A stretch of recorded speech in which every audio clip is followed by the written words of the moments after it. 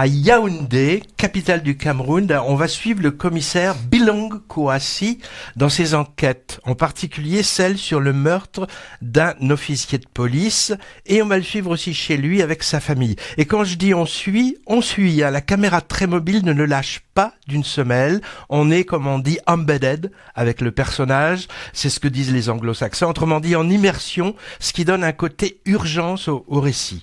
Alors ces méthodes de travail sont plutôt brutales, ce commissaire, avec recours à la violence assumée. Il a du mal à diriger ses collègues, pas toujours motivés ni compétents.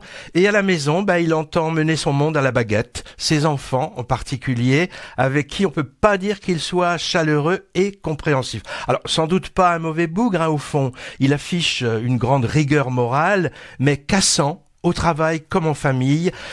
On se doute qu'il a sans doute peur que ses enfants deviennent comme le public auquel il a affaire dans ses enquêtes. Le scénario est inspiré d'un documentaire de 1998 intitulé Un crime à Abidjan et transposé donc au Cameroun. Alors Thomas Nguijol, d'origine camerounaise justement, est au scénario, à la réalisation et devant la caméra. Moi, je connais pas trop sa carrière d'humoriste de stand-up. Il est issu du Jamel Comedy Club. Je connais pas non plus son parcours à la télé, à la radio. Il est passé au cinéma, toujours au rayon humour, avec Case Départ, coécrit et co-réalisé avec Fabrice Eboué en 2011. Il y a eu aussi Le crocodile du Botswana. Bon, j'ai vu ça et bof pour les deux. Donc je l'avais perdu de vue et zappé ces deux films suivants qui semblaient s'éloigner du registre comique.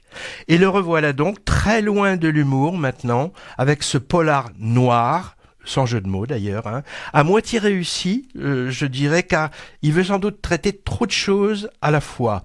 Registre policier donc, mais avec une intrigue un peu filandreuse où on se perd. Registre sociétal, avec un constat pas très jojo sur la société camerounaise, montré passablement délétère, avec la dérive d'une jeunesse ravagée par la drogue et des policiers aux compétences approximative, voire corrompue.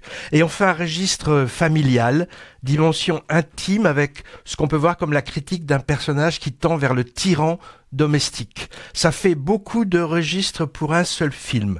Thomas Nguijol est plutôt bon dans son rôle d'anti-héros limite psychorigide, dans son boulot comme à la maison, dépassé dans son monde professionnel comme familial, qu'il a peine à comprendre et fait semblant de maîtriser. Il est sans doute l'atout principal de son film, avec sa présence forte, tirée à quatre épingles, dans son costume gris avec cravate et souliers vernis dans la poussière. Un vrai personnage de cinéma, j'ai trouvé, qu'aurait pu filmer Clint Eastwood. Son film, en tout cas, est une proposition originale dans le paysage cinématographique français. Autre atout, il est resserré en 1h20, sans fioritures ni superflu, ce qui devient rare. La plupart des films maintenant tutoyant les 2 heures, voire les dépassant largement, ce qui n'est ni justifié ni toujours judicieux. Indomptable, je précise, a été présenté à la quinzaine des cinéastes de Cannes il y a quelques semaines.